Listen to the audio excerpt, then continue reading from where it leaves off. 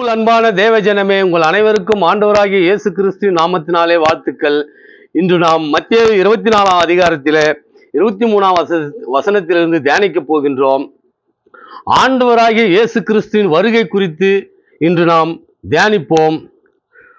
அப்பொழுது இதோ கிறிஸ்து இங்கே இருக்கிறார், அதோ அங்கே இருக்கிறார் என்று எவனாகிலும் சொன்னால் நம்பாதேயுங்கள். ஏனெனில் கள்ள கிறிஸ்தவர்களும் கள்ள தீர்க்கதரிசிகளும் எழும்பி கூடுமானால் தெரிந்து கொள்ளப்பட்டவர்களையும் வஞ்சிக்கத்தக்கதாக பெரிய அடையாளங்களையும் அற்புதங்களையும் செய்வார்கள். இதோ முன்னதாக உங்களுக்கு அறிவிக்கிறேன். ஆகையால் அதோ வனாந்தரத்தில் இருக்கிறார் என்று சொல்லுவார்களானால் புறப்படாத இருங்கள். இதோ அறை வீட்டுக்குள் இருக்கிறார் என்று சொல்வார்களானால் நம்பாதிருங்கள். இது போல ஆண்டவர் நமக்கு முன்னதாகவே சொல்றேன்னு சொல்றார்.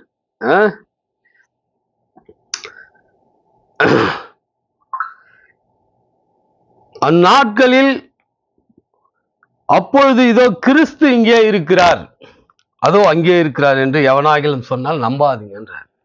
இன்னைக்கு அப்படிதான் அன்னைக்கு இது வரைக்கும் நிறைய நூற்றுக்கணக்கான கிறிஸ்தவர்கள் வந்ததாக எல்லா நாடுகளிலும், ஜப்பான்ல கூட ஒரு கிறிஸ்தவர் வந்ததாக நாமும் செய்திகளில் படிச்சிருக்கிறோம். அதுபோல ஆண்டவர் இங்கே இருக்கிறார் அங்கே இருக்கிறார் சொல்லுவாங்க, நம்பாதீங்க. கள்ள தீர்க்கதரிசிகளும் கள்ள கிறிஸ்தவர்களும் எழும்பி கூடுமானால் தெரிந்து கொள்ளப்பட்டவர்களே, அவர்களுக்கு தெரிஞ்சவங்களை வஞ்சிக்கத்தக்கதாக பெரிய அடையாளம் அற்புதம்லாம் செய்வாங்க. அடையாளம் அற்புதத்தெல்லாம் பார்த்துட்டு அங்கே ஓடாதீங்க அப்படின்றார். இதோ முன்னதாக உங்களுக்கு அறிவிக்கிறேன். ஆண்டவராகிய இயேசு கிறிஸ்து என்ன சொல்றாரு? நான் உங்களுக்கு முன்னதாகவே அறிவிக்கிறேன், நான் வர்றதுக்கு முன்னதாகவே அறிவிக்கிறேன் அப்படின்றார். இதை நாம் வேதம் படித்து தெரிஞ்சுக்கணும். நம்ம மக்கள் பார்த்தியா, ஏதாவது ஒரு அற்புதம் பண்ணிட்டா, ஏதோ ஒன்று பண்ணிட்டா ஓடுறது, அங்கே ஓடுறது இங்கே ஓடுறது, எல்லா இடத்துலையும் ஓடினே இருக்கு. என்னத்துக்கு? நன்மைக்காக இல்லை, அவங்க நன்மைக்காக ஓடுவாங்க. அது போல ஓடாது இருங்க, நான் வர்றது உங்களுக்கு அடையாளத்தோட சொல்லியிருக்கிறேன்றாரு. அது பின்னாடி வரும்போது வசனங்கள்ல சொல்றாரு, மின்னல் கிழக்கிலிருந்து தோன்றி மேற்கு வரைக்கும் பிரகாசிக்கிறது போல மனுஷகுமாரனுடைய வருகை இருக்கின்றார். இப்ப நம்ம மழை பெஞ்சா மின்னல் அடிச்சா எவ்வளவு தூரத்துக்கு எல்லாருக்கும் தெரியுது, ஒரு சின்ன பகுதியில மின்னல் வந்தாலே. ஆனா கிழக்கு தோன்றி மேற்கு வரைக்கும், கிழக்கிலிருந்து மேற்கு வரைக்கும் மின்னல் வருமா. அப்போ நமக்கு உலகம் ஃபுல்லா எல்லா மக்களுக்கும் தெரியும் இல்லையா? இது ஒரு அடையாளமாக சொல்றாரு. அந்நாட்களின் உபத்திரவம் முடிந்தவுடனே சூரியன் அந்தகாரப்படும். உபத்திரவ நாட்கள் இருக்கு இல்லையா, அது முடிந்த உடனே சூரியன் அந்தகாரப்படுமா. சூரியன் அந்தகாரப்படும்னா இருள் அடைஞ்சிடும். இருள் அடைஞ்சுன்னா வெளிச்சத்தை கூடாது, மந்தமா. இப்போ மப்பு போட்டுனா நமக்கு மழை காலத்தில் எப்படி இருளோன்னு இருக்கு, அது மாதிரி இருக்கும், அந்தகாரப்படும். சந்திரன் ஒளியை கூடாது, சூரியன் சந்திரன் ரெண்டுமே ஒளி தராதுன்றாரு. நட்சத்திரங்கள் வானத்திலிருந்து விழும். நட்சத்திரம் வானத்திலிருந்து கீழே விழுமா. இது எவ்வளவு பெரிய அதிசயம். இப்போ இதெல்லாம் எல்லா மக்களுக்கும் தெரியும்.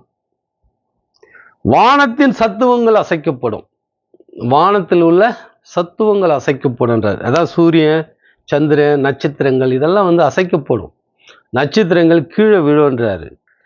சூரியன் சந்திரன் தன் ஒளியை கொடாது இருக்குன்றார். இவ்வளவு பெரிய அடையாளம் இருக்கும்போது தான் என்னுடைய வருகை இருக்குன்றார்.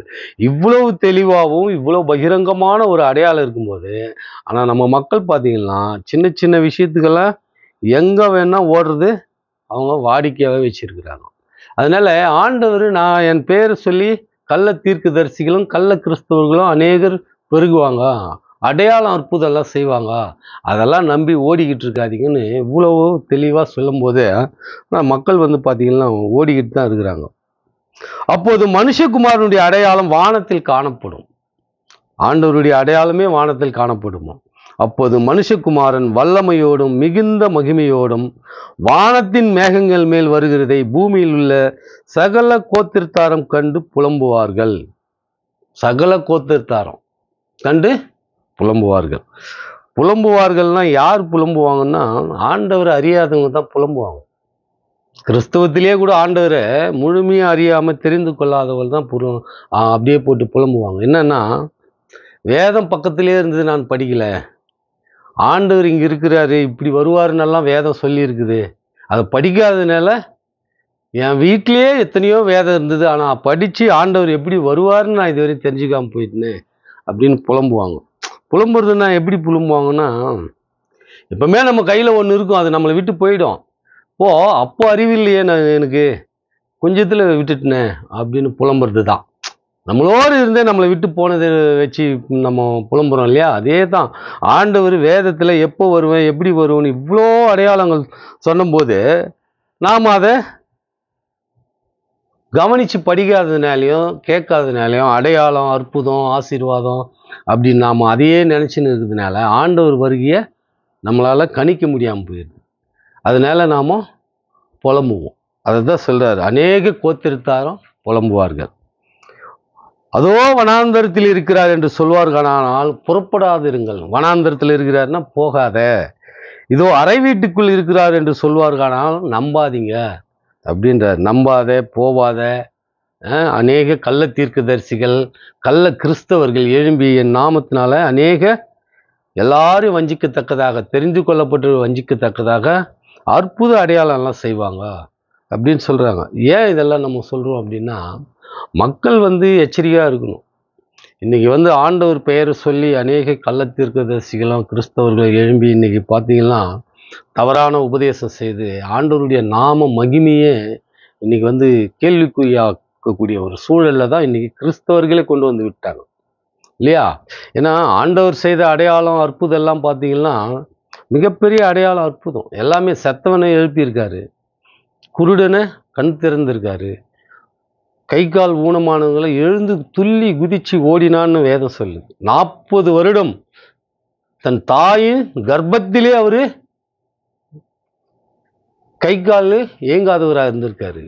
பிறந்து 40 ஆண்டுகள் இருந்து ஆண்டவர் தொட்ட உடனே, சுகம் கொடுத்த உடனே துள்ளி குதிச்சு ஓடினார்னுக்குது. ஆனால் இன்னைக்கு நம்ம இடத்துல சுகம் அளிக்க விழாவெல்லாம் நடத்துகிறாங்க. எப்படி நடத்துகிறாங்க பார்த்தீங்கன்னா, எல்லாமே உள்ள இருக்கிறது தான். வெளியரங்கமான சுகம் அளிக்கிறதே இல்லை. ஏன்னா வெளியரங்கமான சுகம் அளிக்கிறதுனா இன்றைக்கி எவ்வளோ பேர் மக்கள் மனம் திரும்பி இருப்பாங்க, பாவத்தை விட்டு ஆண்டவரால் ரட்சிக்கப்பட்டிருப்பாங்க இல்லையா? ஆனால் அதெல்லாம் விட்டுட்டு இவங்க செய்கிறதெல்லாம் இது மாதிரி ஏமாற்று வேலை அப்படின்றது. ஆண்டவர் கள்ள தீர்க்கதரிசிகளும் கள்ள கிறிஸ்தவர்களும் எழும்பி கூடுமானால் தெரிந்து கொள்ளப்பட்டவர்களை, நமக்கு தெரிஞ்சவங்களே ஏமாற்றுவாங்கன்றாங்க, தெரியாதவங்களே இல்லை, தெரிஞ்சவங்களே ஏமாற்றுவாங்க, அடையாளங்களையும் அற்புதம் செய்வார்கள், அற்புதங்களை. அதனால் அதை நம்பாதீங்க. இதை நான் உங்களுக்கு முன்னதாகவே அறிவித்திருக்கிறேன், முன்னாடியே நான் உங்களுக்கு அறிவிக்கிறேன் அப்படின்றார் ஆண்டவர். போல ஆண்டவர் வர்றது கிழக்கிலிருந்து மேற்கு வரையும் மின்னல் வருன்றாரு, சூரியன் சந்திரன் அந்தகாரப்படும், ஒளியக்கூடாது, நட்சத்திரங்கள் வானத்திலிருந்து கீழே விழும், வானத்தின் சத்துவங்கள் அசைக்கப்படும். இத்தனை மிகப்பெரிய அடையாளம். இது எல்லாமே உலகத்தில் எல்லாருமே பார்க்க முடியும். அவ்வளோ பெரிய அடையாளங்கள் வந்தால் தான் ஆண்டவர் வருக சமீபம் கிட்ட வந்துருச்சுன்னு நாம் புரிஞ்சு கொள்ளணும் அப்படின்னு இவ்வளோ தெளிவாக ஆண்டவர் சொல்கிறார். அதனால் ஆண்டவர் வருவார்னு சொல்லிட்டு இனி வரும் காலங்களில், ஆண்டவர் இருக்கிற காலத்திலேயே நடந்திருக்குது, இப்போ வருங்காலத்தில் அதிகமாக நடந்திருக்குது, இப்போ இனி வரும் காலங்களிலும் ஆண்டவர் இங்கே இருக்கிறார் அங்கே இருக்கிறாருன்னு மக்களை வஞ்சிப்பாங்க. அந்த வஞ்சகத்துக்கு நம்மெல்லாம் கிறிஸ்தவர்கள் ஆட்படக்கூடாது. அப்படி ஆட்படக்கூடாது அப்படின்னா நாம் என்ன செய்யணும்னா வேதத்தை வாசிக்கணும். வேதத்தில் என்ன சொல்லப்பட்டிருக்குதுன்றதை நாம தெரிஞ்சுக்கணும். ஆலயத்துக்கு போகிறோம், ஆலயத்தை சொல்கிறது வீட்டில் டெய்லியும் வேத வாசிப்பு ஒவ்வொரு குடும்பத்தில் இருக்கணும். சிறு பிள்ளைகள், வாலிப பிள்ளைகள் எல்லோரிடத்துல இருந்தால் தான் இது மாதிரி பொய்யான அடையாளம், அற்புதம், தீர்க்க தரிசனம் இதையெல்லாம் நாம் அறிந்து கொள்ள முடியும். நாம் விழிப்போடு இருந்து ஆண்டவரை வருகைக்காக காத்திருப்போம் என்று கூறிக்கொண்டு இத்துடன் இந்த பதிவை முடித்துக் கொள்கிறேன். ஆண்டவராகிய இயேசு கிறிஸ்துக்கே துதி கன மகிமை என்றென்றும் இருப்பதாக. ஆமேன்.